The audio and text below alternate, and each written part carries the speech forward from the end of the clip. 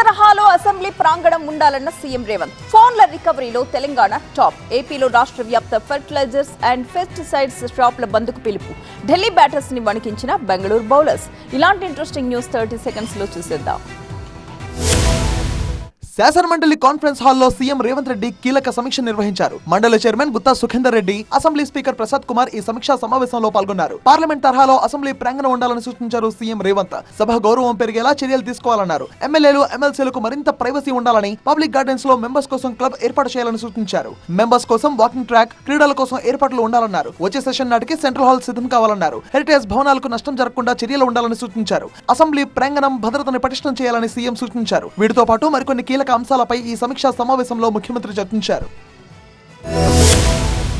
ఫోన్ల రికవరీలో తెలంగాణ టాప్ లో నిలిచింది. ఇప్పటి వరకు 1,24,850 సెల్ ఫోన్లు రికవరీ చేశామని తెలంగాణ సిఐడి చీఫ్ చారు సిన్హా తెలిపారు. 4.82 లక్షల ఫోన్లు బ్లాక్ చేశామని, 2.82 లక్షల ఫోన్లు ట్రాక్ చేశామని చారు సిన్హా తెలిపారు. టెలికమ్యూనికేషన్స్ విభాగం రూపొందించిన central equipment identity register portal ద్వారా ఈ విజయం సాధ్యమైనట్టుగా గతంలోనే పోలీసులు ప్రకటించారు. 780 పోలీస్ స్టేషన్లలో సిఈఐఆర్ వ్యవస్థ సమర్థవంతంగా అమలు చేయడం ద్వారా తెలంగాణ ఈ రికార్డ్ క్రియేట్ చేసింది. తెలంగాణలోని తపాలా, టెలికమ్యూనికేషన్, పోలీస్ శాఖ మధ్య సమన్వయంతోనే ఈ అద్భుతమైన ఫలితాలను సాధించారు.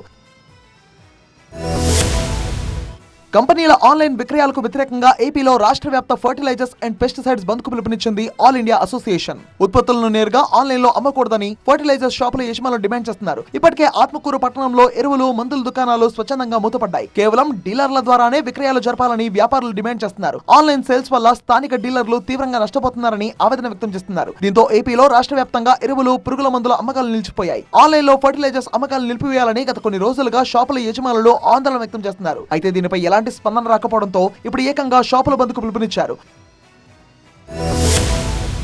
సొంత ఇలాకాలో ఢిల్లీ క్యాపిటల్స్ టీం ఘోర పరాభవాన్ని మూటగట్టుకుంది. ఆర్సీబీ టీంతో జరిగిన మ్యాచ్ లో ఢిల్లీ ఘోర పరాజయాన్ని చవిచూసింది. మొదట బ్యాటింగ్ చేస్తున్న ఢిల్లీ టీం ఈ ఐపీఎల్ సీజన్ లోనే తక్కువ స్కోర్ చేసింది. కేవలం 75 పరుగులకే ఆల్అౌట్ అయింది. ఢిల్లీ టీంలో 3 డకౌట్ కాగా మరో 4 సింగిల్ డిజిట్ కే పెవిలియన్ చేరారు. బెంగళూరు బౌలర్లలో హేజల్వుడ్, భువనేశ్వర్ సత్తా చాటారు. తొలి ఓవర్లోనే వికెట్లు తీసుకున్నారు. కేవలం 8 పరుగులకే ఢిల్లీ 6 వికెట్లు కోల్పోయిందంటే వారి బ్యాటర్లు ఎంత ఘోరంగా విఫలమయ్యారో అర్థం చేసుకోవచ్చు. హేజల్వుడ్ 4 వికెట్లు, భువనేశ్వర్ 3 వికెట్లు తీసుకుని ఢిల్లీ వెన్ను విరిచారు. ఆ తర్వాత 76 పరుగుల లక్ష్యంతో బరిలోకి దిగిన బెంగళూరు టీం కేవలం 6.3 ఓవర్లోనే లక్ష్యాన్ని ఛేదించింది.